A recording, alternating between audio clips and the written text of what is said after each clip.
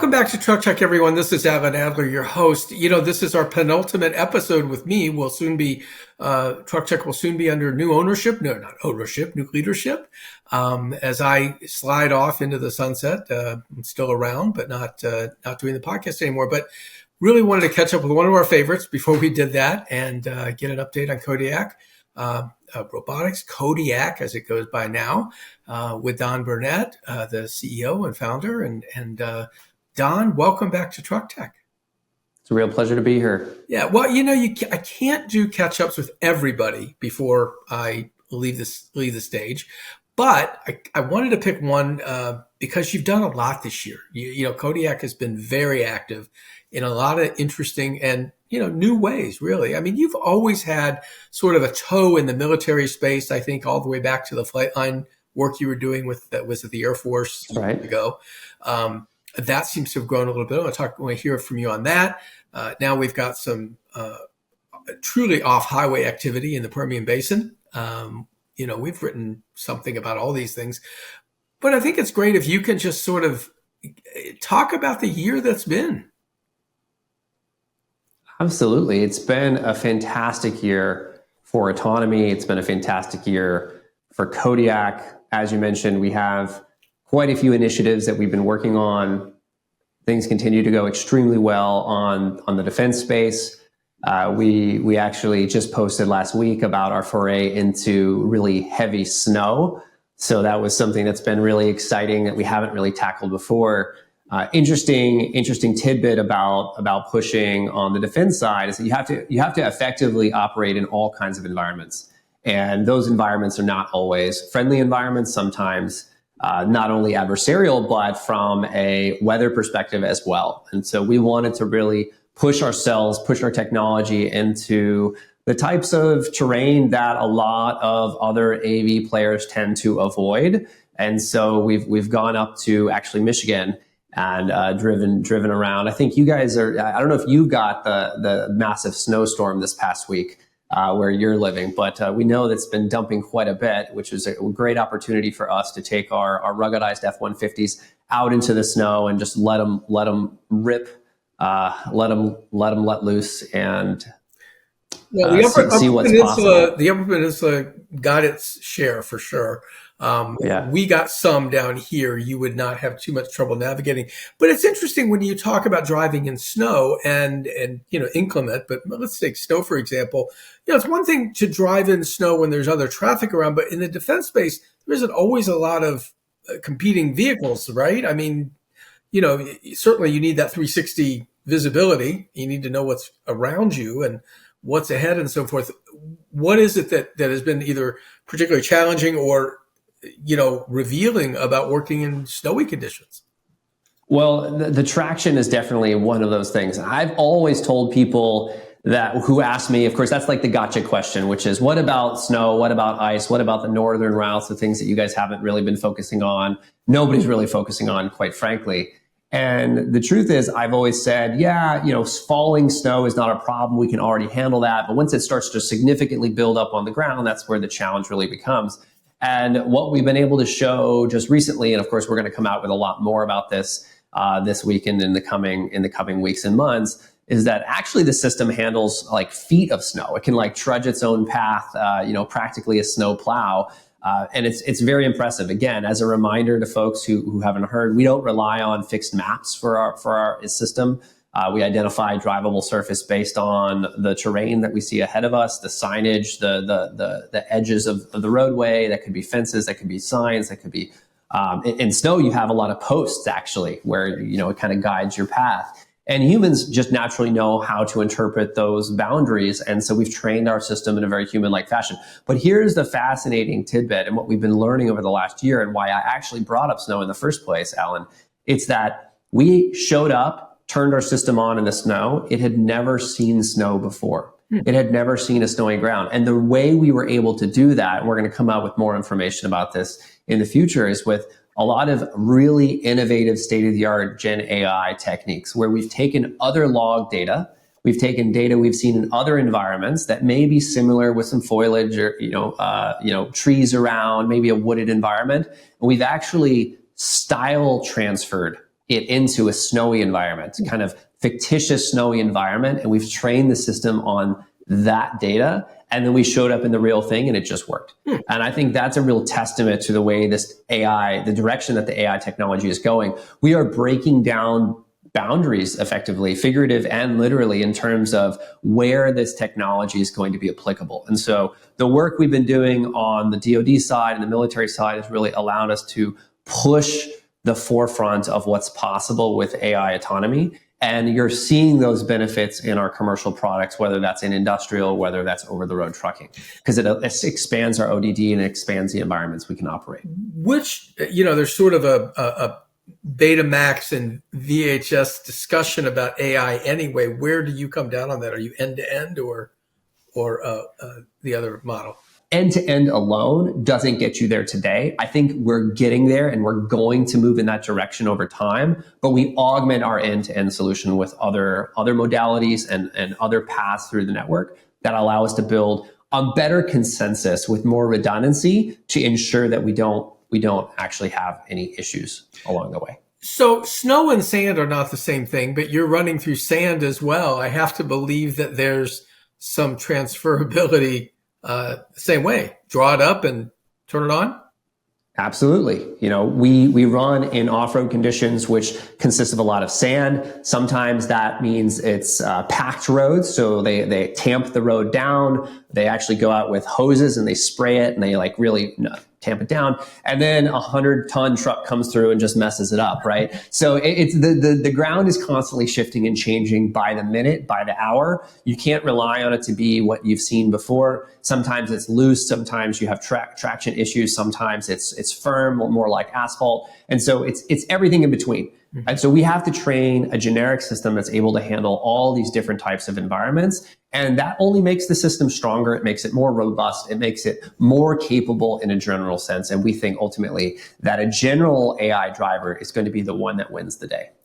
When you started running trucks in Texas back, what was it? It was 5 years ago? Have you been on the road? 2019, I believe, is when we started operations in Texas. Yeah. Yeah. Okay. So Don, with snow and sand, those are things that, are now here and now. But when you started on highway testing, 5 years ago, did you even think about some of these environments that you might be eventually having to figure out? We were thinking about them, and we knew eventually those are environments that we wanted to tackle. The only question back then was what was going to be the sequence and when was it going to happen? It wasn't a question of if, it was simply a question of when.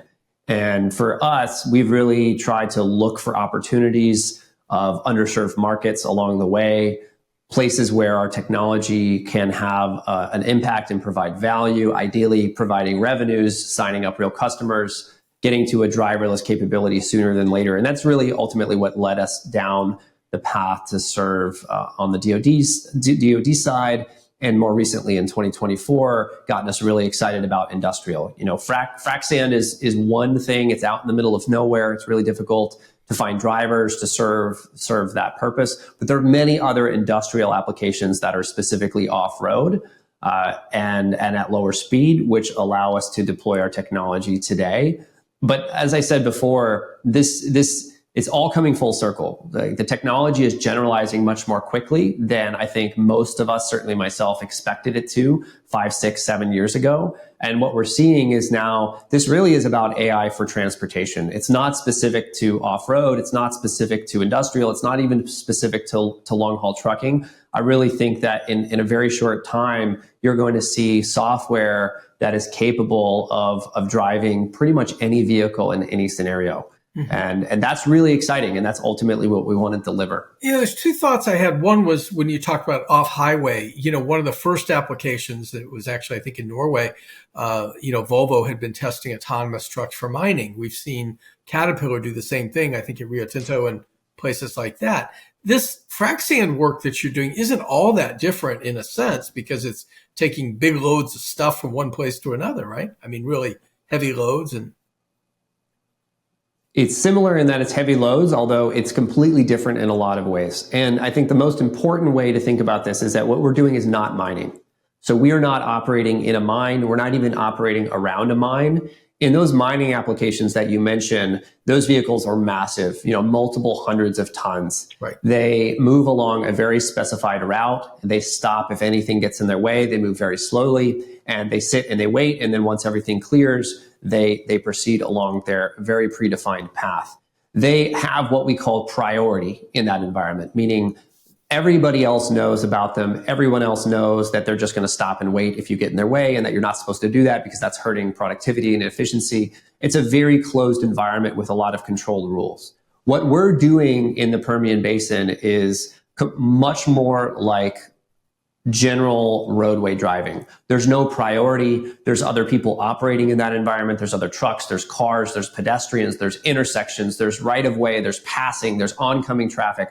There's full rules of the road are prevailing without any priority given to the Kodiak autonomy system. And therefore, we have to have all the capabilities that you would have in a generalized driving system. And in fact, the software that we run in highway environments is identical to the software that we run in an industrial environment. Obviously, some of the mission goals are changed a little bit. The parameters are a little tuned. The speeds are a little bit different. But all of the perception, all the intelligence, all the behavioral decision-making, that's exactly the same code that runs on the highway environment as it does in an off-road environment. Now, it's interesting. One of the things I think you mentioned when you started the project over there was that eventually you would go to something other than the trucks you're using, the Kenworths, right, the T680s. You would go elsewhere to another product. Are you ready to say what that is, or have you chosen what that product will be? I mean, it's obviously something we have. Yeah, so we have chosen it. Obviously, we're looking to deploy it in the next couple of weeks, and so this is a really exciting time for us. The team has been working on this. We're on track to hit our goal to deliver this by the end of the year. This is a standard Class A truck. It's a heavy-duty version. It has a reinforced chassis. It is designed to carry heavier loads beyond 100 tons, but it is still a road legal truck that you could use for long-haul freight if you so chose that. It's a slightly less fuel-efficient version of the Kenworth platform that we've been working on in the past. And so you wouldn't typically use this type of truck for long-haul carrying, but it's a perfectly road-worthy vehicle. If you or I or someone who didn't know exactly what they were looking for looked at one of these trucks, you wouldn't be able to tell that it was any different than anything that you didn't just announce a Kenworth 880, did you, a moment ago? I don't think you did. I don't think I did, but I'll let you. Yeah, well, we'll wait and see. You mentioned Kenworth. I heard that. So in any case, yeah, I'm just having fun with you here. But it is interesting because, there are adaptations that have to be made. I guess I want to go ahead and swing over to this whole idea.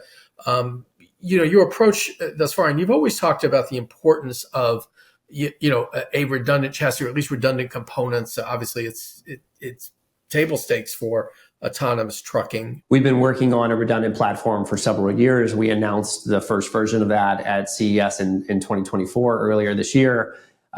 It is a fully redundant, validated, driverless ready chassis that we feel incredibly confident in. Eventually, everything will come from a single manufacturer, most likely, but it's still many years away. It's not available today, and we can't just be sitting around and waiting. Well, Volvo said recently that it's gone ahead and built 25, I think, of its off the new VNL truck, which is, they obviously had 7 years in the making. I know this because we've been doing quite a bit on that particular truck. And, one of the applications, of course, will be for the autonomous systems from Aurora. But you do not think you have to have an OEM do it. You've done it yourself. Your version 6, I think, is it the one that you showed in Las Vegas? That's the one that is your redundant chassis, fully redundant chassis, similar to something that maybe an OEM would have done. Yeah, I think this is a staged approach, right? I'll just remind you that no one supplier or manufacturer builds all the components in a vehicle. These vehicles are very complicated. There are many tier 1 suppliers, tier 2 suppliers that build components for these vehicles. And we have great relationships with many tier 1 suppliers who build these actual components, and we've worked alongside them to integrate them in a safe and responsible way. We've gone through extensive testing, requirements documents, validation, verification of these systems, and we feel very confident that they are as safe as they possibly can be. The integrity of the components and the way it's manufactured is definitely not in question. And so it's a matter of where can you get them and what is available today. I don't have any specific comment on Volvo's 25 trucks or what Aurora's operation is, but I do think that you need to have a path to scaling today. And I believe that Kodiak's approach is the one that is most conducive to a path to scaling these redundant chassis today. Well, and again, I'm not trying to draw you into an Aurora discussion, but their approach towards scaling is continental, right? I mean, they're going to do it line side. That's the plan for, they say 2027. Now, their initial rollout's been delayed again, so maybe we're talking later for that piece of it too. But it is something, and we do talk about it almost every time we speak, because I think that, the approach is different. You've also said the need to get to revenue is very important. You've got to have a path that gets you to the ability to stay in business, right? And you've done that now. You've got a couple things that are presumably generating revenue. I know you're getting some revenue from the on-highway work you're doing, but you also have drivers in there. So, that's right. The big cost saving isn't there for that, right? Yeah, I think it's important to distinguish revenues of driver in versus revenues for driver out. And sure. I believe that on the commercial side, Kodiak is currently the only company with an actually deployed driverless solution that's generating revenues today. And very soon here, we're going to be delivering the first driverless solution owned by a customer. And I think that's a really important distinction that people haven't been talking about. Even Waymo and their broad fleet, Waymo owns the vehicles, but our work in the Permian with our customer there, they're actually going to own and operate the vehicles. This is going to be the first of its kind. And I think that's really what matters at the end of the day. We have a clear path to profitability. And you threw out some dates a few seconds ago around hardware manufacturers that may or may not be ready at certain times. But 2027 and beyond is a very long way off. And certainly I can only speak for Kodiak, but we can't wait until 2027 or 2028 or even longer for a solution to be provided, right? We need a path to profitability today, and I think we are on one.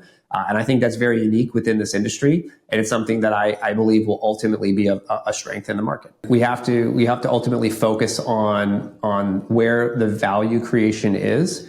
And right now we're operating driverlessly out in the Permian, and we are going to be we're working on getting to a driverless safety case for long haul trucking as well.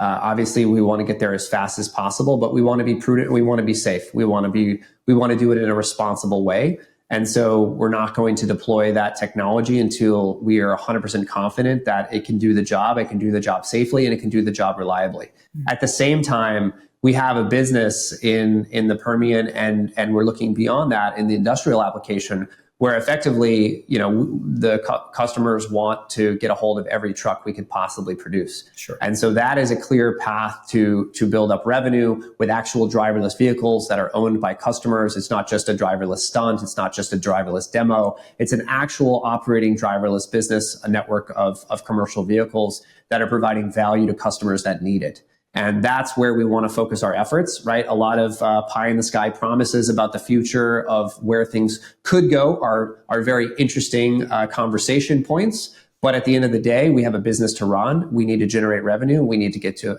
profitability, and we've found a path that gets us there starting now. One of the things I mentioned to you off camera about revenue is that it also presumably helps get investors interested. You haven't announced a raise in more than 3 years now, or about 3 years. Maybe it's just 3 years. I don't know. I presume there's something coming at some point. There's definitely something coming at some point, and certainly we've been active in the market, and we've made some moves that we may not have announced just yet. So I would say stay tuned. There's always exciting things coming around the corner. But to answer your question more directly, of course. Right? Investors want to see that you actually have a functioning product.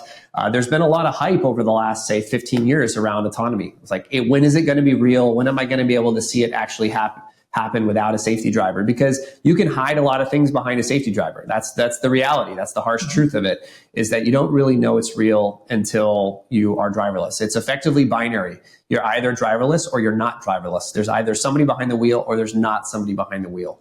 And when there's somebody behind the wheel, 40% greater cost rounding number, right? I mean, Yeah. it's by the time you do compensation and benefits and so forth for a driver, safety driver or normal, over the road driver, that's 40% roughly of the cost of operating. And of course, hours of service and all the things that go with it. Let me ask you about the change in administrations. There's a lot of pressure on. In fact, just very recently, we saw that the postal service contract that went to a company, might be in jeopardy now under the new administration because it's not a big fan of electric vehicles. Electric vehicles is something you sort of, did a mock-up of one, but I don't think it's as important right now that what you're doing is done with a certain form of powertrain, battery operated or whatever. But how do you see the change in administration affecting autonomy? Obviously, Elon Musk is all over it, and he's transferred his favorite little doggy into a government, non-government department, right? But in any case, are you confident about federal guidelines, rules, whatever around autonomy now? Or are you concerned, or where do you sit with that? Well, I think it's significant that autonomous vehicles have been thrust into the spotlight like they never have before, right? It's been the forefront of national conversation in a way that it just hasn't existed in the past. And I think awareness of autonomy in general is a positive. I think this technology has the opportunity to save lives, to improve efficiency, and to make the supply chain more resilient at the end of the day. So my interest is getting as many driverless vehicles out into the world as possible. And I think any discourse around a positive discourse around autonomous vehicles is a good thing. I think the new administration, it remains to be seen, but the rhetoric is that this is going to be one of their top priorities. And that can only be good for the industry and thus as Kodiak as a whole. One of the questions I still get with a lot of folks I talk to is, what do the regulations say? Surely this can't be legal. Surely you're not allowed to do this. And the answer is, as we've discussed before, today it's a patchwork of state laws. And we work with each of the states individually to come up with, approvals and regulatory confidence that what we're doing is legal and what we're working toward is legal. But at the end of the day, having a federal framework that legalizes autonomous vehicles broadly throughout the nation is only a positive. And, we look forward to working with the new administration as we have worked with prior administrations on federal regulations. And I think it's great that Elon is out there pushing the narrative. He clearly is a believer and someone who sees the positive benefits of autonomy. I happen to agree with him on that, and I'm glad that the new administration is listening. Well, there is a sense of urgency on many things. That's sort of a nice way of saying, a lot of what could happen under this administration. But it's like, let's get it done. Let's do it now. You've had and these are my words, not yours, a slow walk really on the regulatory side. It's been, one set, another set, and it's sort of inching along. Do you sense that maybe you would see a 50-state solution? And of course, I want to ask you about California briefly, but would you see a 50-state solution coming in the near to midterm?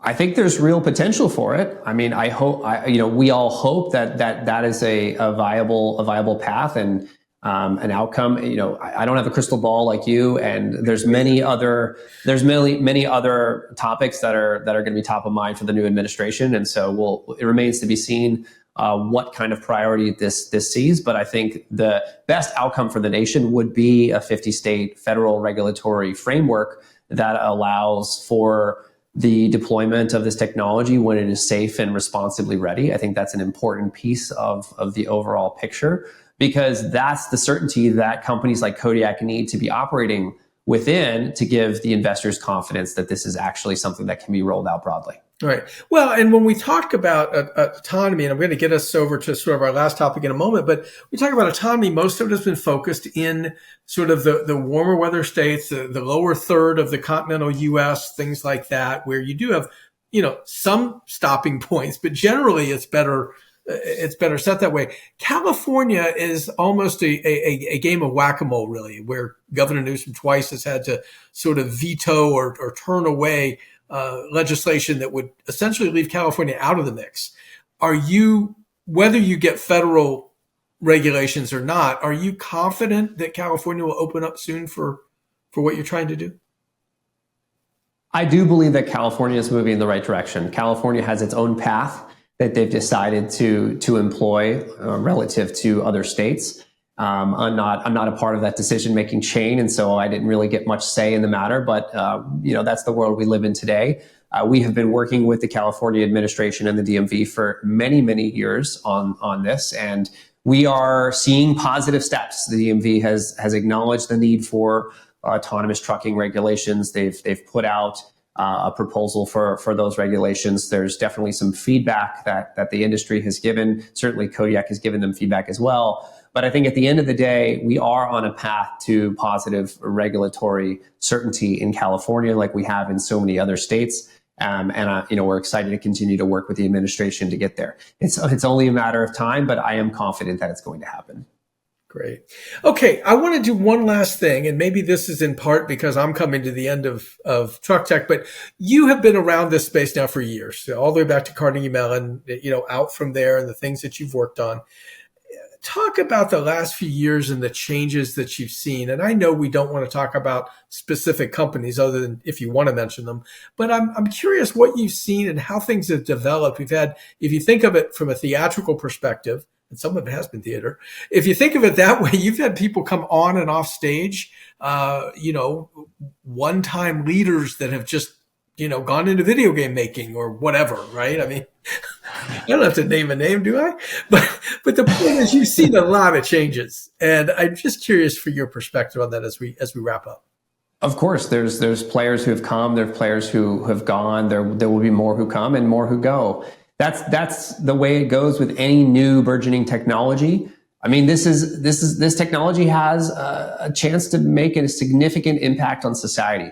It has the chance to really define culture, define the way that people move, define the way that we move things around in the future. It has the chance to save lives. It has the chance to improve the efficiency and resiliency of our entire supply chain. And it's going to touch people both personally and behind the scenes for many, many years to come. And when you have an opportunity like that, it's natural for lots of folks to try to get into it. It happens to be a very, very difficult road. It's not just about the technology, although the technology plays a big role in that. It's also about having the right story, the right market, the right timing, building the right team, building the right culture, maintaining safety. I mean, that's something that some folks have, I think, done better than others along the way. We're incredibly proud of our safety track record. We've never had an at-fault incident on the roadway for millions and millions of miles of driving in our 6.5 year history. So, there's a lot of factors that go into creating a successful company, and there's also a lot of luck involved, quite frankly. You meet certain people who open doors for you. Nobody is successful alone, and you also have to make good decisions along the way. So there's just so many components that go into making a successful company, especially one who's building a technology that's never been done before and has the chance to truly move the world in a new direction. And so I'm not surprised at all that we've had companies come and we've had companies go. We don't like to talk about competitors directly, but we're really proud of the work that we've done over this time. I'm certainly proud of the work that I've been able to accomplish over my career. And every step along the way builds on the prior knowledge and expertise and experience that we have all had in the past. And of course, you get more efficient and you get better at it along the way. And hopefully at the end of the day, you're able to deliver something of value to people. And that's ultimately what we want to do. Yeah, and short of horse race mentality, and I think as a journalist, I'm as guilty of it as anybody, but I think, you look at, okay, who's your leaders? Who are your leaders? And I decided probably 2 years ago, after Once Upon a Time writing, were you able to play with the big boys? I know that wasn't a popular thing at the time. You're clearly in a leadership position. Now, I wouldn't say the leader, but a leadership position. You would agree with that? I would definitely agree with that. I think that our technology is hands down more generalizable than just about anything out there. We've proven that it works in a more diverse environments. We have driverless deployments that are active today. We have driverless commercial deployments that are going to be in the hands of customers and owned by customers and operated by customers in the coming weeks and months. And we're going to be scaling that business and that operation. Every company takes their own path. Every company has their own story. But I think the end of the book or the end of the script has not yet been written. And so it's going to be an exciting next several years to see how everything shakes out. Sure. Well, Don, thank you so much. One thing I've always appreciated about you is you'll answer questions. You may not like the question so much, and I don't know how many of those I threw at you today, but I think that, you've always been a straight shooter on this stuff, and I really appreciate the time that you've given us. We wish you the best for 2025 and beyond. And sounds like I must have missed a lot of announcements or something for this show, but thanks very much for being here. Yeah, well, thank you so much, Alan. It's been a pleasure working with you over all of these years. You do give tough questions. I think you're definitely fair. You're on top of all the facts, and I really appreciate that. So thank you for everything you've done for not only Kodiak, our industry, the broader trucking industry as a whole. And I appreciate you having me on for one of your last shows. And of course, we all wish you the best. Thank you so much. And folks, that's going to do it for this week. Next week, Thomas Wasson will join me, or I'll join Thomas, however that works. And we will hand off Truck Tech to the next owner of Truck Tech, which will be Thomas. He does the Loaded and Rolling podcast that many of you probably are familiar with. But we will chat a little bit about what to expect and what I'm handing off to him. We'll see you next time.